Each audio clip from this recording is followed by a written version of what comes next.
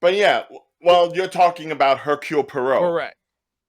Yes, the stalwart detective of the Agatha Christie mysteries.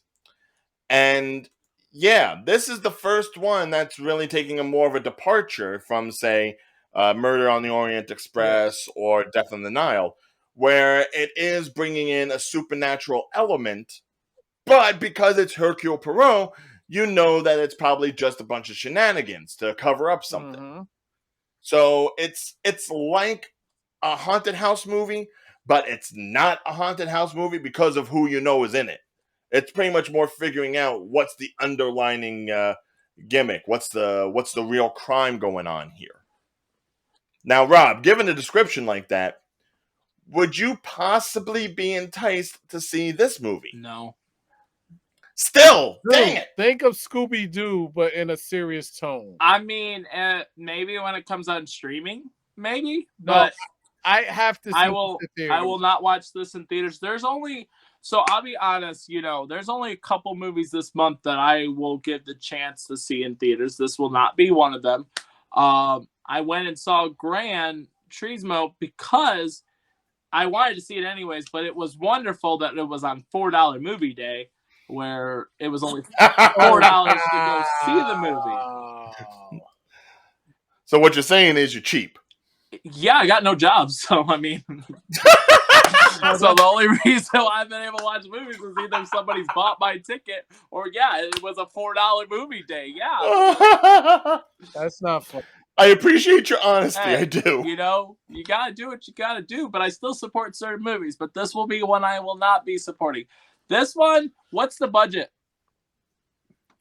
Oh, I mean, I imagine they probably dumbed down the budget on this because they definitely lost some money on Jewel of the I was gonna Nile, say if considering this it was is in the a pandemic film. depending on what the actual I don't know. I need to know what the actual thing is to tell if this is gonna be cash or trash. While I'm looking that up, Dave, what are your thoughts? I'm a huge fan of this trilogy. I love the way things are going. And this one's going to take a unique twist to it because now you're playing the haunted aspect of mystery and solving. So I am intrigued on seeing this film based on the fact that I love this trilogy. Okay, fair, fair. You're a fan of the first two films. This will probably work up. Just to let you know, the budget on this was only 70 million, so it's only 10 million more than Gran Turismo was. I'm gonna say trash. I'm Unfortunately, I'm probably going to have to say trash too, only Because that means it needs to make $140 million in order to be cash. Well, I'm not necessarily Okay. worried about that because I'm sure the overseas money is going to do better than the domestic. Right. My issue with this is that this seems a little bit, like I said, a haunted house type of film with the Michelle Yeoh playing the crystal ball-y kind of like conjurer type of person, and they're all around the table and like, let me hear you spirits. Reminds me a bit of a movie that came out earlier that also bombed. Shut up. Shut up. Oh, I wonder what kind Haunted of movie. Mansion. I wonder what movie that would be. Shut up. What movie? What? I'm sorry. I think Haunted Mansion kind of like screwed the pooch for Haunting in Venice. Yep.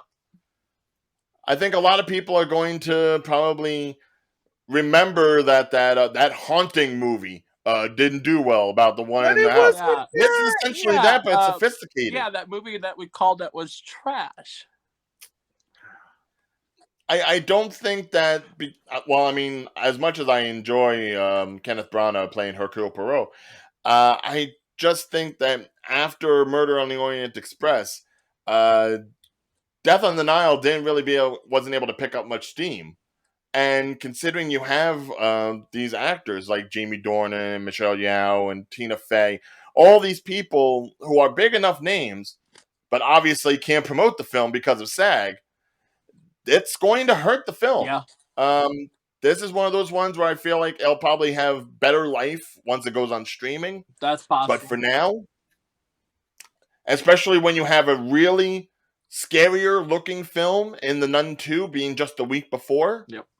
So would you say this is an adult version of Clue?